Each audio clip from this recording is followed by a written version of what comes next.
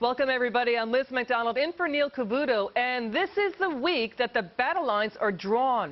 The Obama administration drawing up its blueprint for the next 4 years. And on the agenda, immigration, climate change, gun control, and tax hikes. But you know what? You notice anything missing?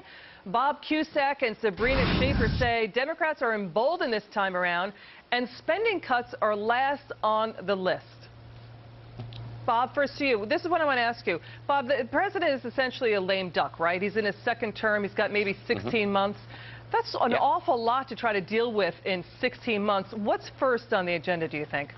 Well, I think first is going to be gun control, and obviously this was before the Connecticut shooting, but he did not talk about gun control a lot in his first term. He didn't really push it, but he's going to be pushing that. He's pushing immigration. He's going to be pushing climate change. But spending is not on his agenda, cutting spending. I think he was interested in 2011. He almost got a deal with Speaker John Boehner on a grand bargain on entitlement reform. He's crafting a budget now. I don't think you're going to see major cuts in that. So it's a significant shift. And remember, Obama said that the deficit kept him awake at night during his first term, but through his actions, he's not going to be pursuing a lot of spending cuts and changes to entitlements. Sabrina, what do you think is feasible for the president to get through, given that he maybe has a window of 16 months? Do you think he can get through gun control, or what do you think he could push through successfully? Well, I think he will try to push through gun control, and they're starting right away. And I know that Biden is now in Virginia trying to sell their plan. But I think that what's clear is that the president's agenda and the American people's agenda are quite different. And it's very interesting to see that the president is tackling those issues that are at the very bottom of the public's priorities: climate change, gun control, even infrastructure. These are not things that the American public wants. They're asking for real economic growth, for job creation, for tackling the budget in a sensible way, because they realize that it's vital to our economic and our national security. Yeah, you know, Bob, being over there at the Hill, you saw the president's, I'm sure, the inaugural address. You saw what his agenda that he seemed to be laying out. Certainly entitlements won't be touched at all. But the issue is with climate change, in the second day, the very next day after the inaugural address, White House Press Secretary Jay Carney saying, you know what, we're going to submarine that. It's not going to be a singular priority. What do you make of that? Well, I think the president knows, and he's already tried to get climate change through the Congress, and he couldn't get it through when the Democrats had both the House and Senate. Republicans, of course, now have the House. So climate change is not going anywhere on Capitol Hill, but he can do a lot administratively. I think you're going to see a slew of regulations. Clearly, that inaugural address was the liberals loved that address. He touched upon all their issues, and when he's talking about Social Security and Medicare, he wasn't talking about cutting it.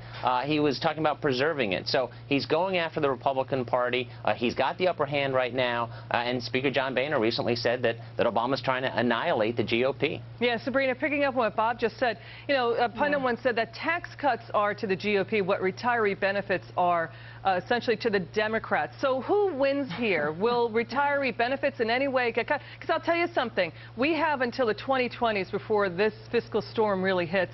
I think 2022 is when the boomers really turn 67. That's when they start getting sick. That's when they start drawing down on the government's health benefit programs. What do you think about that? Look, this is a president that is completely wedded to the social welfare state of the 20th century, and he is looking to advance this agenda as far into the 21st century as possible. We have to remember this is a president who, in effect, nationalized our health care system, and he is, as Bob noted, he is really trying to take that agenda to energy policy and to climate change. And we've seen it already. He's manufacturing this whole idea of green energy jobs, and he's, in effect, trying to get rid of traditional energy.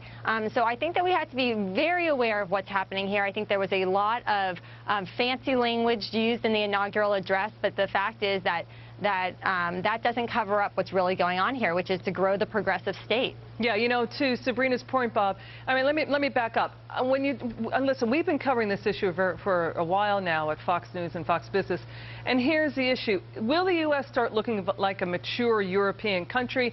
Is the U.S. coming toward a, sort of an identity crisis? Do we want to be a country that's driven by a vibrant private economy, or are we starting to look like a mature European country? Because essentially, the question is, can you have small government with an aging population on top of all the other programs Sabrina was just citing that the president wants? Well, there's no doubt about it that we're on an unsustainable path, and Democrats do acknowledge this. But as far as whether they're going to cut the programs, we haven't seen major cuts to these programs. So, and that's what Republicans say. We are getting like Greece. And I think the only thing that could change the equation as far as making the tough decisions that President Obama himself said in his initial inaugural address in 2009, is that he was going to make those tough decisions. Well, Congress and the president have not made the tough decisions. I think it's going to have to, we may have to get downgraded again. The credit rating agencies do force action on Capitol Hill. That could spur action. That's interesting what Bob just said, because, when you talk to ratings agencies, yes, they acted like the bartenders at a boozy party, handing out IDs to anybody on Wall Street. But, Sabrina, the U.S. is not acting like a AAA country. I know that the markets may not react to another downgrade. They may say, they may poo-poo it.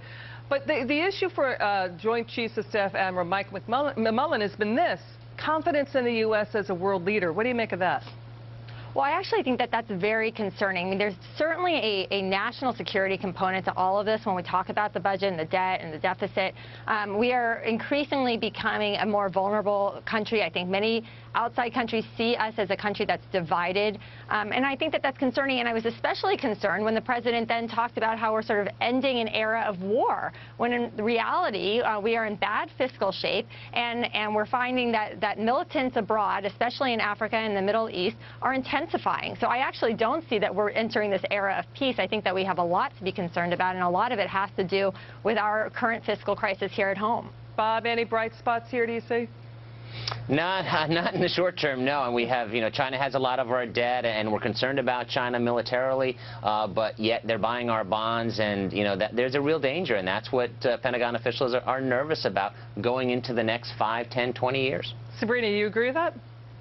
I do, and if I could just add one last thought would be that, there's a lot to talk about in terms of the bottom line, but there's so much more when we think about what this means for liberty. There's sort of a moral question here to the extent that our state continues to grow, that more and more Americans are becoming wards of the state.